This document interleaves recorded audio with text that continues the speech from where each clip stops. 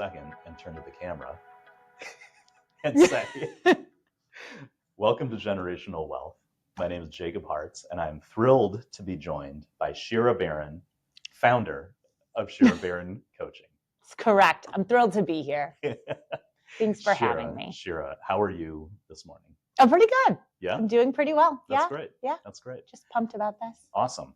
So as a quick intro, and we'll get to all of this as we talk, but you are the founder of Shira Baron Coaching. You are a coach for people who are stuck in their careers, looking for help with leadership, and you do a lot of work with companies, helping groups function as a better, cohesive dynamic.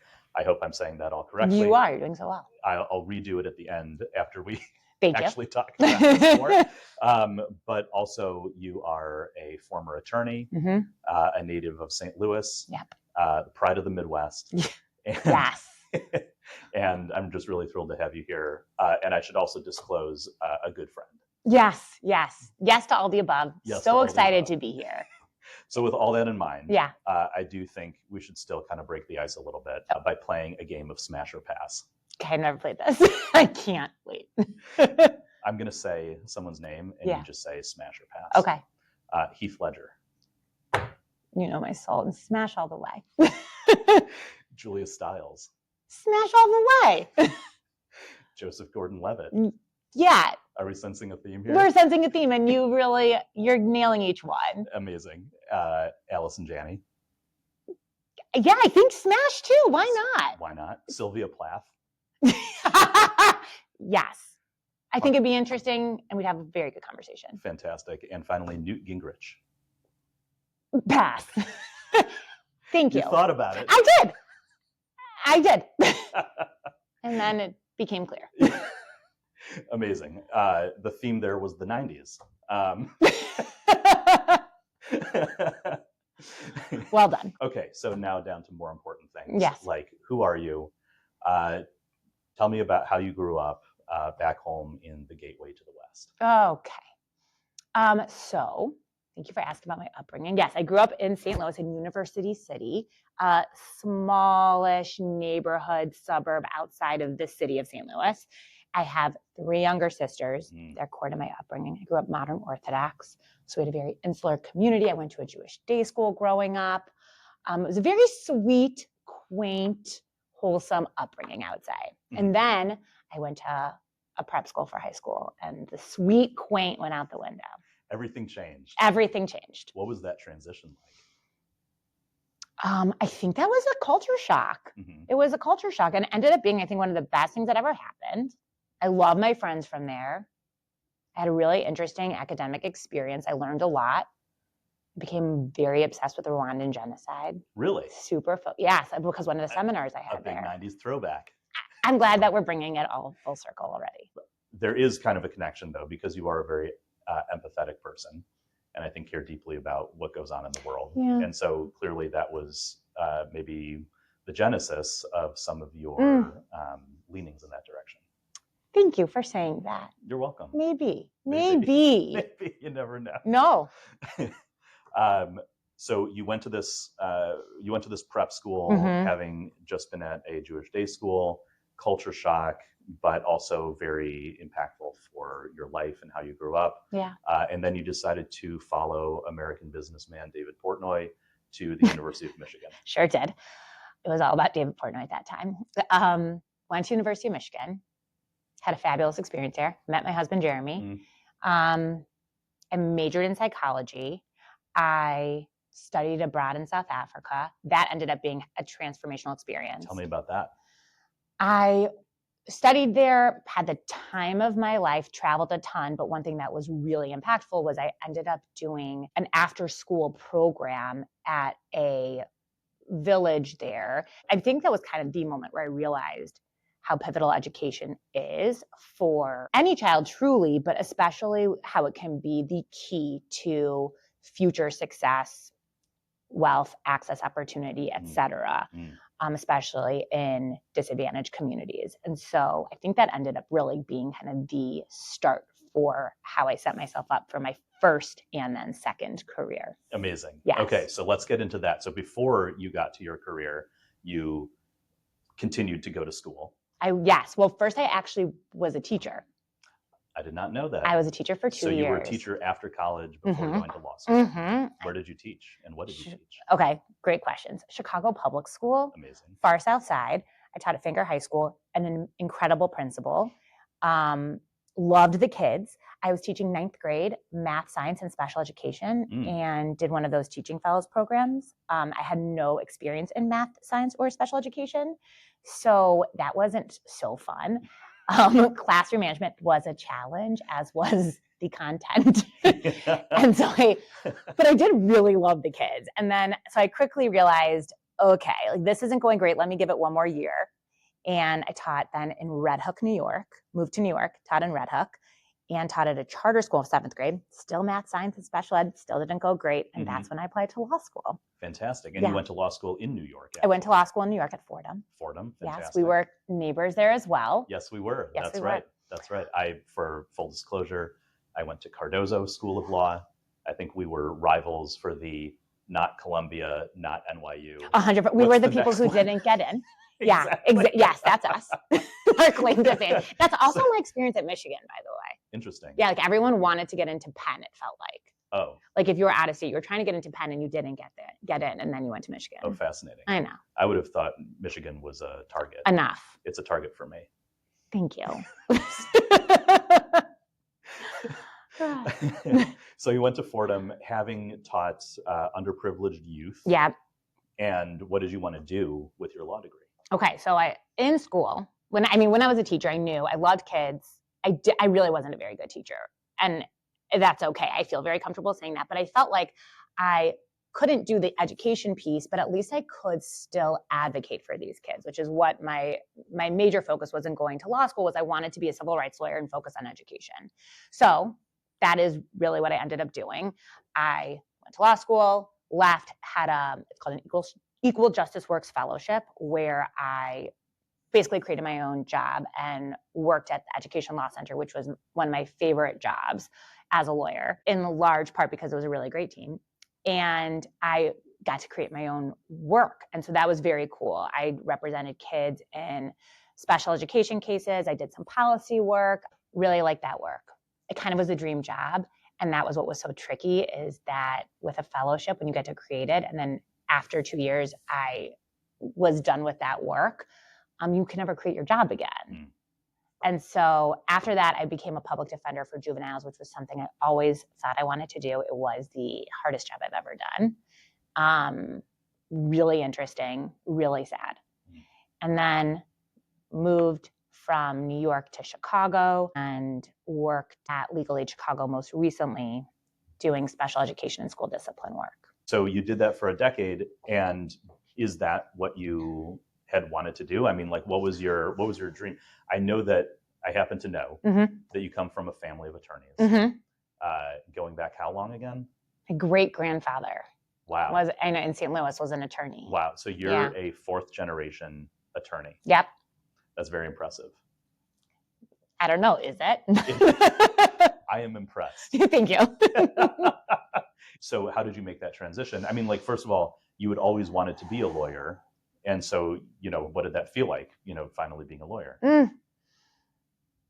I think it was a really cool and exciting feeling. It was something I'd always set my mind to do. I knew from a pretty young age, like you said, the Rwandan genocide, I think that probably was connected to the genesis of knowing that I cared deeply about civil rights and justice. And then I studied abroad in South Africa, because when I studied abroad, it was in 2008.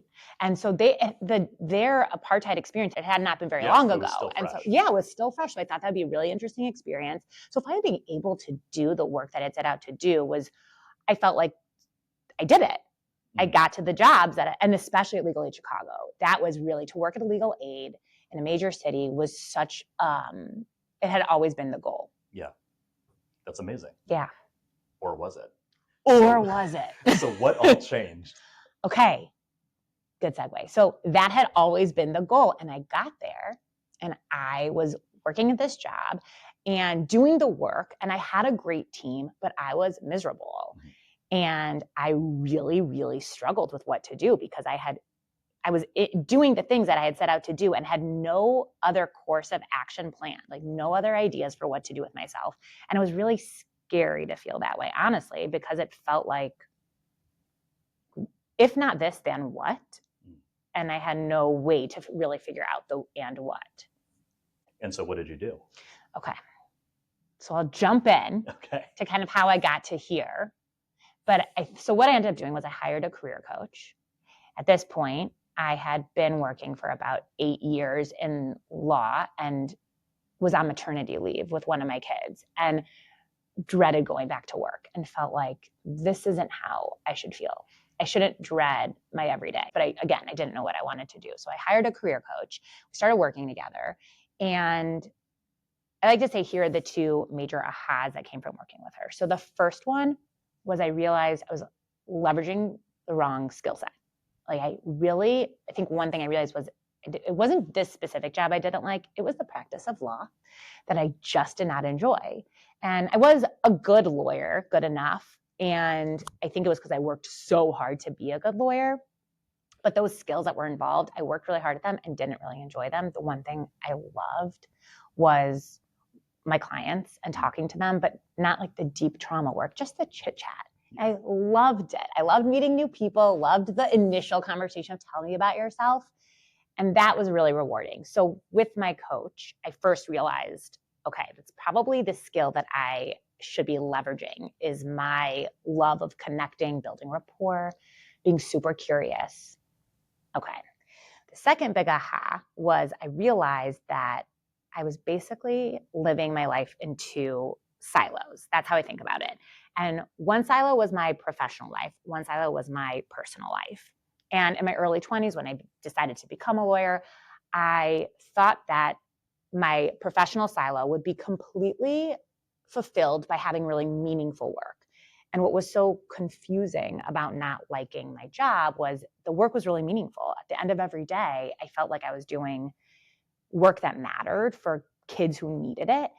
And I had always thought, okay, well, if I do that, that's the purpose of work. That's what's going to really sustain me. And now when I think about that silo, or at this point with my coach, it felt like I had a bunch of buckets that were in my silo and one was meaningful work and it was overflowing, but it was like stuck in the bottom compartment of my silo. And then the rest of the silo was filled with buckets that were like creativity, fun, energy, confidence, joy, and many others. And they were basically depleted. Yeah. And so, or maybe some were a little full. But it was definitely feeling like that silo was empty. Or very minimally full. And it just didn't give me enough to sustain my personal life silo, which had its own buckets. And I felt really disconnected from myself. And so what I realized with my coach was I needed to create some type of ecosystem. What I say is like I think about the photosynthesis image from when we were kids where everything kind of like the sun goes into the soil, into the plants and the water. And it's all these arrows connecting everything. That's what I really was seeking. And I needed to create that. And so then I will make a very long story short, is how I found coaching. So it really ended up being the career path that felt like I could fill the most of my buckets with that type of work. Mm-hmm. First of all, that's really interesting. And I think that imagery is really powerful because first of all, I can see it, I'm a visual person. Yeah. And I'm sure that a lot of people feel the way that you felt about their careers and their personal lives, especially, and I'm just going to say, people in a certain age range. Yes. So yeah. And that's probably, it could be like life stage thing, but call it like 35 to 50, maybe 35 to 55. Or yeah. You've got kids, you've got work, you've got, who you are as a person, and probably the whole idea of having a midlife crisis is connected to the percolation of work stress, family stress, and wanting to feel like you are a individual person. Yeah. Aside from all that. Yeah. So is that kind of what you were going through? Yes. I think that that's such a good way to put it. I think that in my early 20s, I thought, I don't care about how hard or demanding or emotional the work is. I want to fight the good fight and I will do whatever I can to do that. And then fast forward, I'm in my early 30s when I start to feel like, oh, that's actually not going to fit this lifestyle I've created. I have kids, I have friends, I have community that I care about, I have other parts of me. It stopped fitting. Like I changed so much between my early 20s and my mid early 30s. And I do think that that's what a lot of my clients, when I tell them, when they come to me, they're in that age bracket that you mentioned for the most part. There's some outliers, but I tell them about my buckets and my experience. And a lot of times our first session, they're like, can we just talk about what my buckets are and just identify those? Because I've never really thought about it that way. I hadn't either. But I do think it's my experience of how I felt so different in my 30s and in my 20s. My life looked so different. And the job that I had decided would be my forever job no longer fit at that point. Sure. And so that's a good segue to how do you work with your clients? And maybe first of all, what are the typical clients that you're working with and how do you help them? Okay, good questions. So my typical clients, I would say I have two buckets of how I work. One is individual clients. The other is workshops or leadership teams. So I'll talk about my one-on-one clients first, which is those are the people who usually are getting to me when they feel really stuck. They oftentimes feel like they are in a career or not in a career at that point. And they're feeling unfulfilled, a lack of confidence. I get a lot of people who come saying, I feel imposter syndrome. And they come to me seeking clarity, a next step for what they should do. And they don't come saying this, but what ends up happening is they really are feeling more confident in who they are and what they want and how to get to their future. So I'd say that's the bucket of the one-to-one clients. So tell me about how you work with workshops. Okay, so I do workshops for leadership teams at actually some of the nonprofits and schools I used to work with as a lawyer. And I also work with small groups that are usually part of a large corporation. I've worked with global consulting firms and large Fortune 500 companies, and oftentimes it's women's groups that are kind of the women leaders who come together. We do workshops as well. And I also do some one-offs, but the through line for all of those is also confidence. Oftentimes people are coming to these sessions regardless of where they're at in their leadership levels, where they're still feeling like there is room to grow, there's room to feel more authentic, there's room to lead more effectively, but they're not entirely sure how to do that. And so that's a large focus for the workshop portion of my work. Got it. Very cool. Thank you. And just logistically, you work with people all over the country, right? I do. I actually work with people all over the world. Do you? I do. Where is your most far-flung client? That's a good question. I think probably Ireland is a flung place. I'm trying to think. I've had clients, mainly in Europe would be like the other place, like Italy, London. Cool. Yeah, it is cool. Are they like American expats who are over there, or do you like? Some yes, some no. Wow, that's fascinating. Yes. I just have to ask, how do you meet clients that are abroad that are not, that you don't have a connection to necessarily? Referrals mainly, I would say. Like, wow. I'm thinking about kind of how I've gotten to those clients, and it's been through referrals. That's awesome. Yeah, it's so much fun. It's such a cool part of this. It's like it slowly built up where someone knows me, who gets somebody else, who gets somebody else, and it's not necessarily just my close contacts, which is what it started as the beginning. Yes. Yeah. And if I can ask you something just about the business of this, you went from being public defender, legal aid type attorney to creating and running a business that is not only just you talking to people and doing the job, but being a business person and a salesperson in a way, and finding those referrals. So what's that been like? I mean, first of all, obviously wildly successful, but how did you find that process? And have you leaned into it? Yes. Okay. So I love that question. I've never thought of myself as a creative person, especially as a lawyer. As I said, I kind of lost touch with myself. So I was not thinking about myself as in a creative way. And I wasn't really using my brain creatively in that work. And I think that building my business has been one of the most creative experiences I've ever had. And I think it is so much fun. How I describe kind of building, the process of building is being, one, shameless, and two, throwing as much spaghetti as I could think of at the wall, basically trying anything once. If it felt really ick, then I stopped. But some stuff are things that like I thought I would. I didn't have Instagram before starting this. I have it now. I thought I would hate it. It's fine. I don't really care about it one way or another. I think it's important for some of my clients. It allows for my platform to just expand and connect to new people. But in general, I was kind of surprised by that. And I never, if I hadn't been as shameless as I am, just like, let me try something new and put myself out there in a way that I think feels uncomfortable, I never would have known, like, hey, it's not that bad. That's amazing. Yeah. And that's awesome because you're describing my job.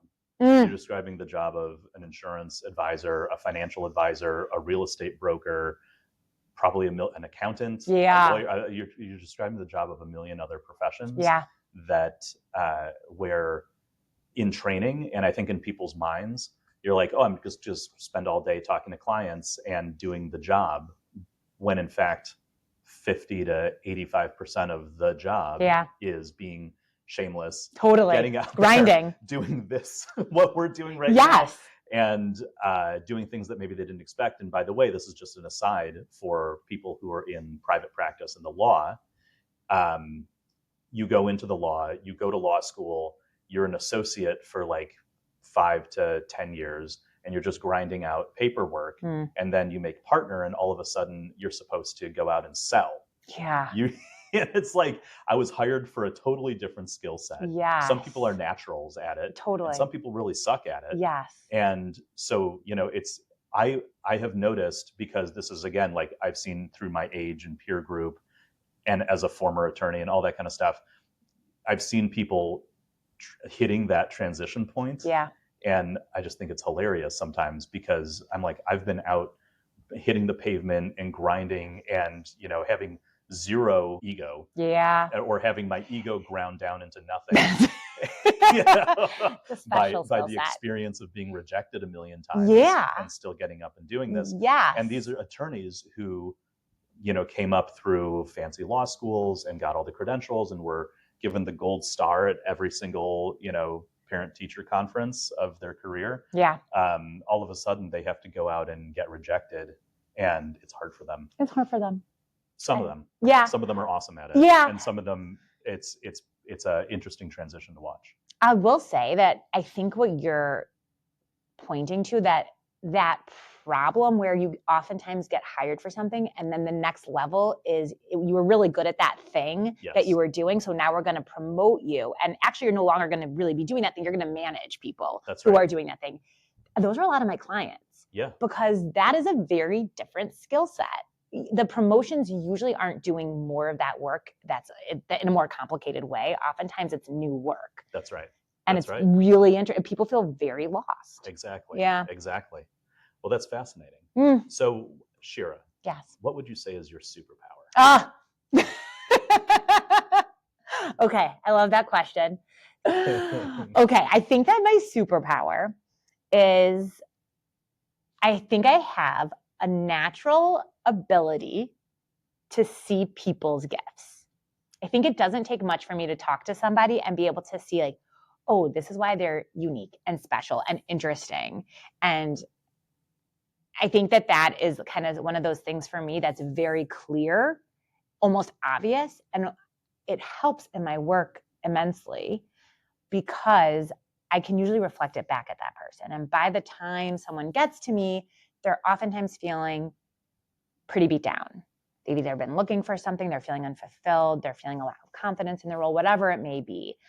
And I think that my ability to reflect back what I can see so clearly of the ways that make them so unique and special and talented, remind them of what their value is. And then they end up being able to leverage it. And we work together around this, but they can end up leveraging it to move to whatever's next, or to get clarity, or the next step, or whatever it may be. Mm-hmm. That's amazing. Thanks, Jacob. I think that's something that a lot of people are looking for. They just want someone to realize, the things that they're proud of for themselves and maybe aren't recognized in their careers, or, in their lives, or whatever. And so that is actually a superpower. Thank you, Jacob. And I'm pretty sure it's genuine. But if you are faking it, then you're very good at that. Thank you. Thank you. Fantastic. Okay, so changing gears a little bit. Okay. I like to ask people what their favorite book is because I think books are a window into the soul. Mm-hmm. And so, with that in mind, Shira, what book has been most impactful or meaningful to you? It could be coaching or anything else. Okay. I love that question. I'm thinking about two, like, I can't help but think of them as almost two separate tracks. You can give me two books. Thank you so much. And I almost exploded. Okay. I think that one of the most impactful books I've ever read is A Little Life. I can't remember the author. Okay. We'll look it up. Look it up. Author in the show notes. Author in the show notes. I'm not great with authors, better with book titles, but that book has stuck with me for 10 years. The characters I miss. Mm-hmm. So I just love that connection to them. It's about 4 men who are best friends and who all just live a life. They live little lives. And it is beautifully written, highly emotional, and so good. Long, so don't be intimidated. It's worth it.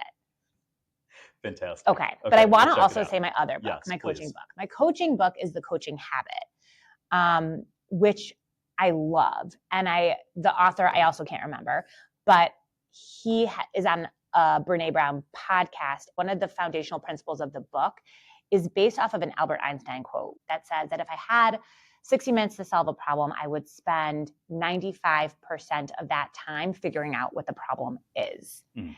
And that is a core tenet of this book. And it takes you through how to talk to people using these very simple techniques. And I will say that there is one, if you're my client or if you ever become my client, I will always ask you this one question. I will say, what's your challenge, or what do you want to talk about today? And usually my clients will say whatever it is. And then I'll say to them, and this is taken from that book, what's the real challenge for you in that? And what's so interesting is almost every single time when I ask that second question, they come up with an entirely different answer than the first one. And we would have spent all of our time solving the first one if we hadn't done that next deep dive. Fascinating. It actually really is. So for any managers out there, it's a really, really good tool. Yeah. That's awesome. Thank you. Great. Well, usually I just talk about books, but I happen to know. Yeah. Let's bring it fully full circle. This is going to come full circle right now because I haven't been able to stop thinking about 10 Things I Hate About You. Yeah, same. Since your epic round of Smash or Pass. Of course. And so let's get into it. 10 Things I Hate About You. Favorite movie of all time. Favorite movie of all time. Possibly. Mm-hmm. What about that movie speaks to you? Great question. And let's just back up and say 10 Things I Hate About You, for those listening at home who have not had the pleasure of seeing it. It came out in, 1999, 2000, that something sounds like right. that. Heath Ledger, Julia Stiles, Joseph Gordon-Levitt, a bunch of people whose names I don't remember, but who were awesome. Mm-hmm. And it is a redo of Shakespeare's Taming of the Shrew. Yeah. So you already know the story is going to be great. Yep. It's just about how you tell it. And it's set in, I believe, Seattle. Yep. Which Seattle was kind of like the place to be in the 90s. So it was a very cool movie. Yes. It was Nirvana. It was the real world. It was Starbucks. It was just the coolest place to be in America. And 10 Things I Hate About You is set there. Yeah. Okay, what did I love about this movie? I think the character development. I fell in love with Heath Ledger's character. He was so complex. He was. And this movie came out when I was in 8th grade. And my 8th grade self loved his complexity. They were all complex in their own ways. I mean, that movie is just so eminently quotable. More so. Really good soundtrack. Fantastic. Really good soundtrack. Yeah. But I will say the one line that I continue to quote whenever someone rings a doorbell is, "That must be Nigel with the braid." And that's enough to close us out. I think we should end on that. And I would just also like to say that we had an easier time remembering quotes from 10 Things I Hate About You than from Albert Einstein, who won a Nobel Prize. It's so true. I don't know what that says about us. I don't know. Thank you so much for being here. Thank you so much for having me. This was a lot of fun. The best. And I look forward to all of the great things that you do with your business. And I think everyone should give you a call who is looking for some help getting unstuck in their careers and their lives. Thank you, Jacob. Thank you for having me. This was very fun. I've been looking forward to this. I knew there'd be a lot of laughs. Yeah. And for anyone listening, we edited out all of the laughs. There were a lot. Yeah, but it was great. One other question. You're a very well-connected person. Who is helping you with your estate planning and financial? I love this question. You are. Well, you will be soon. You still have to send me a link so that we can get something on the calendar. That's right. I'm going to cut it off before will be soon. I'm just going to say you are. You are. Yeah. You are. Just kidding. I'm going to keep that whole thing in there. Okay. Well, thank you everyone for watching. This has been Generation Wealth. I'm Jacob Hartz. I was here with Shira Baron, and we can't wait to see you again. Looking forward to it.